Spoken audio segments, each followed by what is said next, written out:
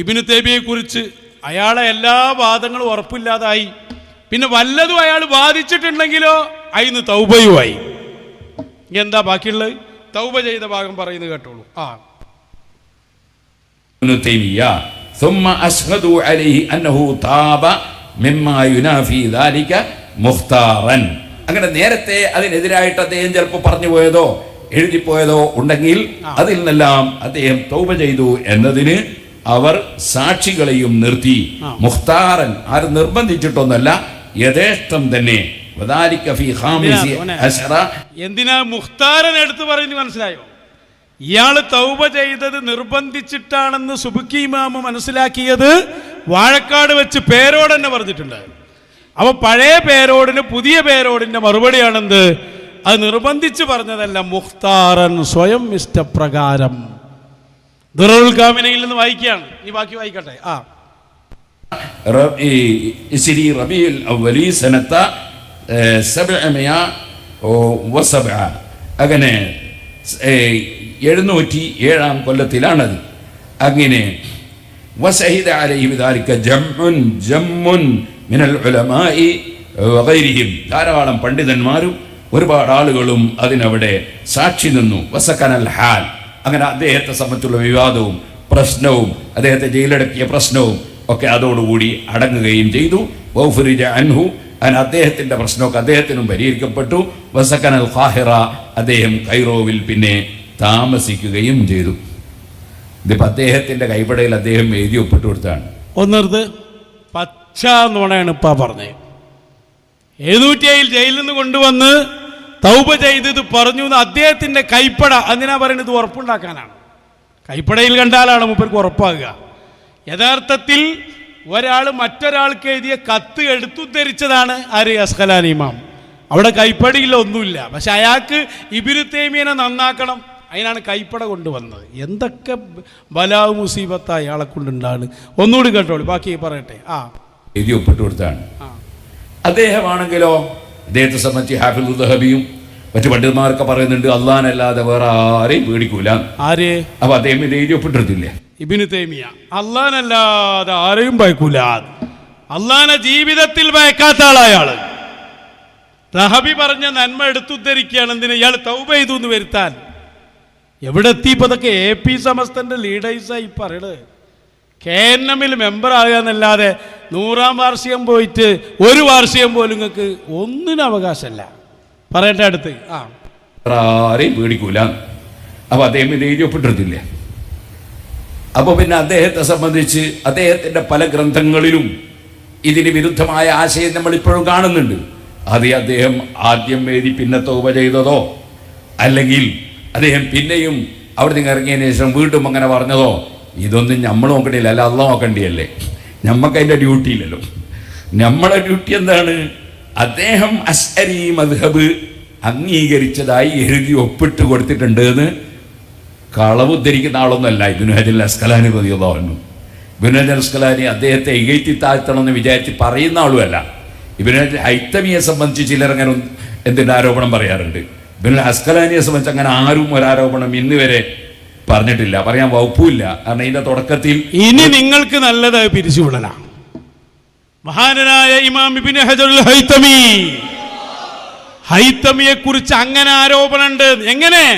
കളവ് പറയുന്ന ആളാണ് എന്ന് ആരോപണമുണ്ട്. അസ്ഖലാനി ഇമാമിനെ കുറിച്ച് അങ്ങനെ ഇല്ല. അസ്ഖലാനി ഇമാമിന്റെ ശിഷ്യന്റെ ശിഷ്യനാണ് ഇബ്നു ഹജറുൽ ഹൈത്തമി. പക്ഷേ ഇൽമിന്റെ വിഷയത്തിൽ അസ്ഖലാനിയേക്കാൾ വലിയ പണ്ഡിതനായിരുന്നു എന്ന് പകരം ഉസ്താദ് പറഞ്ഞ നിങ്ങൾ കേട്ടില്ലേ? ഹൈത്തമിയെ തള്ളുകയാണ്.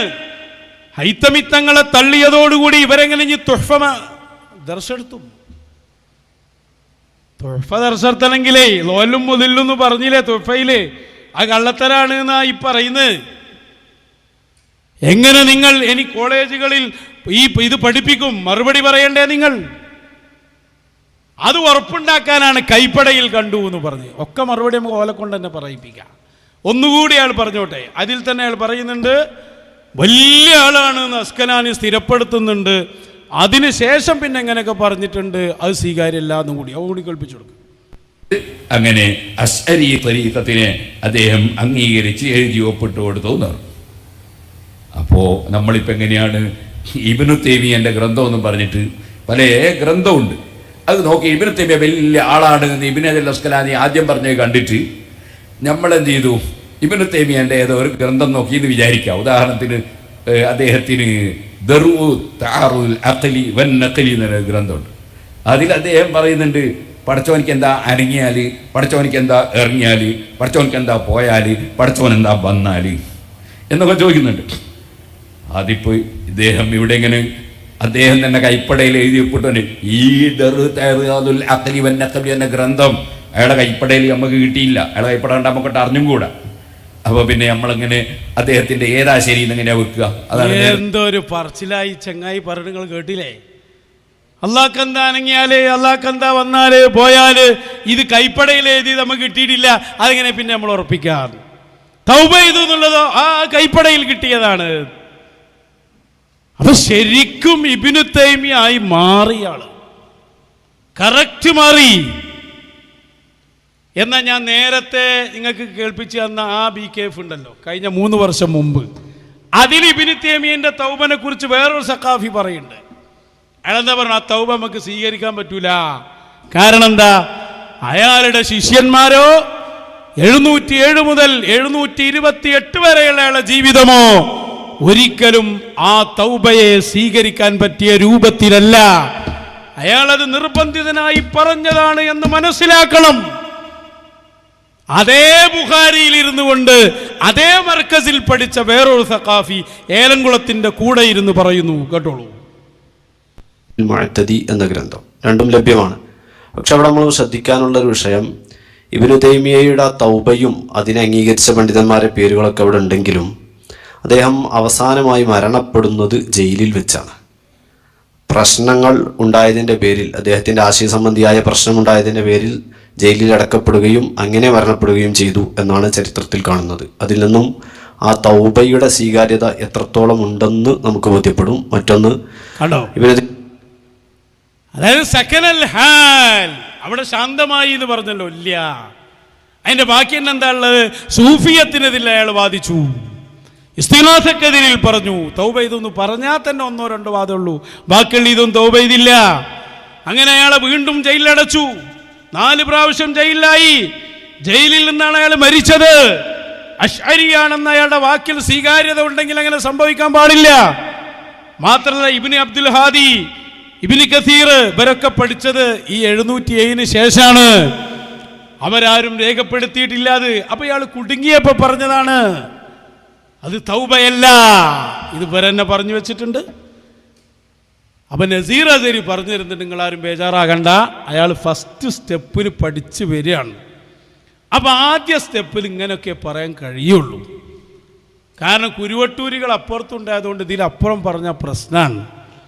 ഇതാണ് ഇവിടുത്തെ പ്രശ്നം. അയാൾ പഠിച്ചു വരികയാണ്, നിങ്ങളാരും ഇടങ്ങാറാക്കണ്ട എന്നാണ് ആര് പറഞ്ഞു കൊടുക്കുന്നത്? നസീർ അസരി. അതൊന്ന് കേട്ടോളൂ.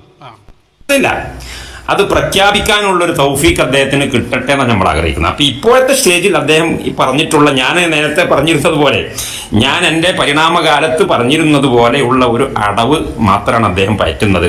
ഷെയ്ഖുൽ ഇസ്ലാം തൗബ ചെയ്തു, മറ്റേതായി, ഇതായി, അശരിയായി എന്നൊക്കെ പറയുന്നത് ലാലും മുദില്ലും ആണ്. വമിൻഹുമ്മൻ സന്തഖഹു ഇല വമിൻഹുമ്മൻ നസബഹു ഇല സന്തഖ. അദ്ദേഹം കാഫിറാണ് എന്ന് പറഞ്ഞ പണ്ഡിതന്മാരുണ്ട് എന്നൊക്കെ പറഞ്ഞ് എത്ര തൊണ്ട പൊട്ടിച്ചിട്ടായിരുന്നു അബ്ദുറഹ്മാൻ സഖാഫി ഒരു കാലത്ത് ഇവിടെ പ്രസംഗിച്ചിരുന്നു. നമുക്കൊക്കെ മനപ്പാടായിരുന്നത്. ഇപ്പൊ അതൊന്നുമില്ല, അതൊന്നും നമ്മൾ വിശ്വസിക്കേണ്ടതില്ല. അതൊന്നും നമ്മൾ വിശ്വസിക്കേണ്ടതില്ല. അതൊക്കെ 100% ആണെന്നെന്താ ഉറപ്പാ. ഇപ്പൊ തൗബ ചെയ്ത് എന്ന് പറഞ്ഞ് കൊണ്ടുവരുന്ന റിപ്പോർട്ടോ അത് ഇബ്നു ഹജർ അസ്കലാനി റഹിമഹുള്ളയുടെ കിതാബാ. അത് ഇബ്നു ഹജർ അസ്കലാനിന്റെ കിതാബാന്ന് 100% എന്താ ഉറപ്പ്? പേരോടിന് ഞാൻ പറയാൻ മനസ്സിലാക്കാൻ വേണ്ടിയിട്ട് സൂചന പറയാം. നിങ്ങൾ പറഞ്ഞല്ലോ ഇബ്നു തൈമിയ്യനെ പറ്റി അങ്ങനെ ഓല് പറഞ്ഞ്, ഇബല് പറഞ്ഞ്, മറ്റോല് പറഞ്ഞ്, ഇബ്നു തൈമിയ്യ തന്നെ മൂപ്പര കിതാബിൽ അങ്ങനെ പറഞ്ഞ്, ഇങ്ങനെ പറഞ്ഞ്. ഇതൊക്കെ ഇപ്പൊ ഉറപ്പെന്താണ്? 100% ഉറപ്പില്ലല്ലോ. അതുകൊണ്ട് മൂപ്പര അശ്അരിയാന്ന് നമ്മളാണ് വിശ്വസിച്ചാൽ മതി. എന്നിട്ട് മൂപ്പര് തൗബ ചെയ്തു എന്ന് ആര് പറഞ്ഞു? ഇബ്നു ഹജർ അസ്കലാനി പറഞ്ഞു. അല്ല, മൂപ്പര് തൗബ ചെയ്തു എന്ന് ഇബ്നു ഹജർ അസ്കലാനി പറഞ്ഞത് 100% ഉറപ്പുണ്ടോ പേരോട്? എന്താ പേരോട്? നിങ്ങളെ ഈ പരിണാമഘട്ടം ഒന്നും കൂടി ജോറാവട്ടെ, ഒന്നും കൂടി പുനഃപരിശോധിക്ക്. നിങ്ങൾ ആ പറഞ്ഞ അളവുകോൽ തന്നെ വെച്ചോണ്ട് ചിന്തിക്കാം. ഈ കൂടി ഒന്ന് കൂടിക്കൊടുക്കുക. അടുത്ത മുജാഹിദ് സമ്മേളനത്തിൽ നമുക്ക് പേരോടിനെ എത്തിക്കണം. നസീർ അസറിന്റെ ബാക്കിയിൽ ഇയാളെയും കൂടി എത്തിക്കണം എന്നാണ് അയാൾ ശരിക്കും പറയുന്നുണ്ട്. എന്ത് ഇബ്നു ഹജർ അസ്കലാനി ഈ കിതാബ് എഴുതി എന്നുള്ളതിന് എന്താ തെളിവ്? ഇബ്നു ഹജറിന്റെ കൈപ്പടയിൽ കിട്ടേണ്ടത് ഉറപ്പിക്കണമെങ്കിൽ ഇബ്നു ഹജറിന്റെ കൂടെ ചായ അടിച്ചിനോ? പേരോട് കാപ്പി അടിച്ചിനോ? എന്താ ചെയ്ത്? എങ്ങനെ ഉറപ്പിക്കുക? പുതിയ ഓരോ ഉസൂൽ ഉണ്ടാക്കിക്കൊണ്ടുവരാ ഇബ്നു തൈമിയെ നന്നാക്കാൻ വേണ്ടിയിട്ട്. എന്നിട്ട് നസീർ അസരി പറയുന്നുണ്ട് അത് ഭീഷണിപ്പെടുത്തിയതാണ്, ഭീഷണിക്ക് വഴങ്ങുന്ന ആളായിരുന്നു ഇബ്നു തൈമിയ. അയാളെ പഠനത്തിൽ നിന്ന് മനസ്സിലായത് അയാൾ പറയാണ്. അയാൾ ഒന്നുകൂടി വന്നോട്ടെ.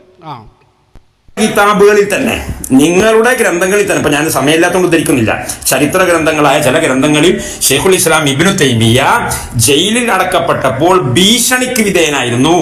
കൊല ചെയ്യപ്പെടുമെന്ന ഭീഷണി ഉണ്ടായിരുന്നു. നിങ്ങളെ ഇപ്പൊ കൊല്ലും, അശ്അരിയാണെന്ന് പറഞ്ഞിട്ടില്ലെങ്കിൽ ഇപ്പൊ കൊല്ലും എന്ന് പറഞ്ഞിട്ടുണ്ടായിരുന്നു എന്ന റിപ്പോർട്ടുകൾ വരെയുണ്ട്. അപ്പൊ സ്വാഭാവികമായിട്ട് ഒരാളെ കൊല്ലും എന്ന് പറഞ്ഞാൽ അയാൾ എന്തെങ്കിലും മാറ്റി പറഞ്ഞെങ്കിൽ എന്താ കുഴപ്പം? അല്ല, അങ്ങനെ സങ്കല്പിച്ചാൽ എന്താ കുഴപ്പം? അങ്ങനെ പറഞ്ഞോ ഇല്ല എന്നുള്ള വേറൊരു വിഷയം. അപ്പൊ ഇങ്ങനെ ഒരുപാട് വിഷയങ്ങൾ ഇതിലുണ്ട്. അപ്പൊ ഞാൻ അതിനെക്കുറിച്ച് വിശദമായ മറുപടി ഒന്നും പറയല്ല. അത് അയാളെന്നെ മറുപടി പറഞ്ഞു കൊടുക്കുന്നത് എന്തിനാണെന്നറിയോ? ഇവര് രണ്ടും കൂടിയാണത് ഒക്കുക.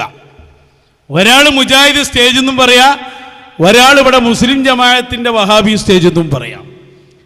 ഇവയാൾ അയാളിലേക്ക് ഓടി അടുക്കുകയാണ്. പരിണാമഘട്ടങ്ങൾ എന്നാ പറഞ്ഞത്. മാത്രമല്ല പേരോനോട് പറയുന്നുണ്ട്, അസ്ഖലാനി ഇമാം ആ സംഭവം പറഞ്ഞപ്പോൾ സനത് പറഞ്ഞിട്ടില്ല കേട്ടോ. പണ്ടത്തെ അവസ്ഥയിൽ സനത് മതിയാവും, സനത് വേണ്ട ആവശ്യമില്ല. ഇപ്പം ഞാനൊരു മുജാഹിദല്ലേ, അപ്പം സനത് വേണം. കേട്ടോളി, ഇത് രണ്ട് മുജാഹിദുകൾ തമ്മിലുള്ള തർക്കമാണ്. പറയുന്നില്ല, അദ്ദേഹം ചരിത്ര പണ്ഡിതനാണ്. ചരിത്രത്തിന്റെ കിതാബിൽ എന്തെല്ലാം ഉണ്ടാവും? ചരിത്രത്തിന്റെ കിതാബിൽ എന്തെല്ലാം ഉണ്ടാകും? അതിന് തള്ളപ്പെടേണ്ടതും കൊള്ളപ്പെടേണ്ടതും മുത്തസിലായതും മുൻകത്തിയായതും മുളലായതും മുർസലായതും മൗസൂലായതും മൗക്കൂഫായതും ഒക്കെ ഉണ്ടാവില്ലേ? ഇത് വെച്ചിട്ട് നിങ്ങൾ പുട്ടുകച്ചവടം നടത്തിക്കോളി, ഞങ്ങൾക്ക് കുഴപ്പമൊന്നുമില്ല. കാരണം നിങ്ങൾക്ക് ഇപ്പൊ നൗഷാദ് അഹ്സനിയുടെ മുമ്പിലും പിടിച്ചു നിൽക്കേണ്ടി വരും, നിങ്ങളുടെ അനുയായികളെ മുമ്പിലും പിടിച്ചു നിൽക്കേണ്ടി വരും, മുജജമകളെ മുമ്പിലും പിടിച്ചു നിൽക്കേണ്ടി വരും. അപ്പൊ അതിനു വേണ്ടിയിട്ട് നിങ്ങൾ ചില നമ്പറുകളൊക്കെ ഇറക്കുന്നത് നമുക്കറിയാം. അത് സഹിക്കാൻ ഞങ്ങൾ തയ്യാറാണ്. നിങ്ങൾക്ക് വേണ്ടി നമ്മുടെ പ്രാർത്ഥന തുടരുകയാണ്. അള്ളാഹു തൗഫീക്ക് ചെയ്യണം. ഞാൻ വിശദീകരിക്കല്ല. ഷെയ്ഖുൽ ഇസ്ലാം തൗബ ചെയ്ത് എന്ന് പറയുന്ന വിഷയവുമായിട്ട് ബന്ധപ്പെട്ട് നല്ല ദുആ സമ്മേളനം തന്നെ നടത്തിക്കോളി, വേഗം കൊണ്ടുപോയിക്കോളി. ആ മുസീബത്താണ് ഇവിടുന്ന് രക്ഷപ്പെട്ടാൽ സമുദായം ഒരുപാട് ആളുകൾ രക്ഷപ്പെട്ടു. നോക്കൂ നിങ്ങൾ, ഒരാൾ അവിടെ എത്തി, മറ്റേ വഴിയിൽ ഇങ്ങനെ കയറി പോവാണ്. എത്താൻ ഈ മുമ്പിൽ അയാള് സിറാജുലുദക്ക് വരുന്ന വരുമാനമൊന്നും മുടങ്ങാൻ പാടില്ലല്ലോ. അതിന് വേണ്ടിയുള്ള തട്ടിപ്പാണ്. അതിനാണ് ഇബ്നു ഹജർ തങ്ങളെ കൊച്ചാക്കിയത്. ഒന്നുകൂടി പറഞ്ഞോട്ടെ നസീർ അസരി ആ തൗബയെ കുറിച്ച് പറയാനുള്ളത്. യുടെ കൂടെ ജീവിച്ച, നിഴൽ പോലെ ജീവിച്ച വടവൃക്ഷങ്ങളായ വലിയ പണ്ഡിതന്മാർ അൽ ഹാഫിദ് അൽ ഇമാം ഇബ്നു ഖയ്യിം, അൽ ഹാഫിദ് ദഹബി, അൽ ഹാഫിദ് ഇബ്നു കസീർ, അൽ ഹാഫിദ് ഇബ്നു അബ്ദുൽ ഹാദി തുടങ്ങിയിട്ടുള്ള മുസ്ലിം ലോകത്തെ അവലംബങ്ങളായ വൻമരങ്ങളിൽ ഒരാൾ പോലും ഉദ്ധരിക്കാത്ത ഒരു ഉദ്ധരണി 1.5-2 നൂറ്റാണ്ട് കഴിഞ്ഞിട്ട് വന്ന ഒരാൾ ഉദ്ധരിക്കുമ്പോൾ അതും സനത് പറയാതെ, ഒരു ചരിത്ര സംഭവം പറയുമ്പോൾ സനത് പറയണ്ടേ? നിങ്ങൾക്ക് അള്ളാഹുവിന്റെ റസൂലിന്റെ തിരുകേശത്തിന് പോലും സനത് പറയേണ്ട ആവശ്യമില്ലാത്ത കൗമാണങ്ങൾ, പിന്നെ ഇപ്പൊ മറ്റേ പറയേണ്ട ആവശ്യമില്ലല്ലോ. അപ്പൊ ഒരു സനതും പറയാതെ 2 നൂറ്റാണ്ട് കഴിഞ്ഞ് വന്ന ഒരാളുടെ സംസാരം 100% ഉറപ്പാന്ന് പറഞ്ഞ് ഇതൊരു വേദവാക്യം പോലെ വിഴുങ്ങാൻ പേരോട് അബ്ദുറഹ്മാൻ സഖാഫി, നിങ്ങളുടെ ഇപ്പോഴത്തെ ആ ഒരു അവസ്ഥയിൽ അത് പറ്റൂല. പണ്ട് പറ്റുമായിരുന്നു. പണ്ട് നിങ്ങൾ പെരും ഖുറാഫിയാണല്ലോ. നൗഷാദ് അഹ്സനിയെ വളർത്തിക്കൊണ്ടുവന്ന ഖുറാഫിയാണ് നിങ്ങൾ. അന്ന് നിങ്ങൾക്ക് അത് വേണ്ടിയില്ലായിരുന്നു. പക്ഷെ ഇന്ന് നിങ്ങൾ കുറച്ചൊക്കെ നീതിബോധത്തോടു കൂടി സംസാരിക്കുന്ന ഒരവസ്ഥയിൽ എന്തായാലും സനത് വേണം. ഞങ്ങളെ വളർത്തിക്കൊണ്ടെന്ന് ഈ ആദ്യം ഒരു ശൈത്താന്മാരുമല്ല. ഞങ്ങളെ ചെറുപ്പം മുതൽ ഞങ്ങളെ മശായിഖന്മാർ തന്നെ വളർത്തിയതാണ്. അതിന് ഇങ്ങനത്തെ ഒരൊറ്റ നിന്റെ ആവശ്യമില്ല. അപ്പോ ബേജാറിപ്പതാ നമ്മളെന്തോ പറയോ, ശരിക്കും പാടെ പ്രശ്നമുള്ളത് നിങ്ങൾ മനസ്സിലാക്കണം. ഇബ്നു ഹജർ തങ്ങളെ കുറിച്ച് അയാൾ പറഞ്ഞ വാക്ക്, ഇബ്നു ഹജർ തങ്ങൾ സംശയത്തിന്റെ നിഴലിലാണ് എന്നാണ്. എന്താ നസീർ അസരി പറഞ്ഞറിയോ? ഇബ്നു ഹജർ അക്രമകാരിയാണെന്ന് മുജാഹിദ് സ്റ്റേജ് എന്ന് പറയുന്നതും പേരോടാകുന്ന പുതിയ വഹാബി ബുഖാരിയിൽ ഇരുന്നിട്ട് കള്ളത്തരം പറയുന്ന ആളാന്ന് പറയുന്നത് ഏതാ വലുത്? പേരോട് പറഞ്ഞതാ വലുത്.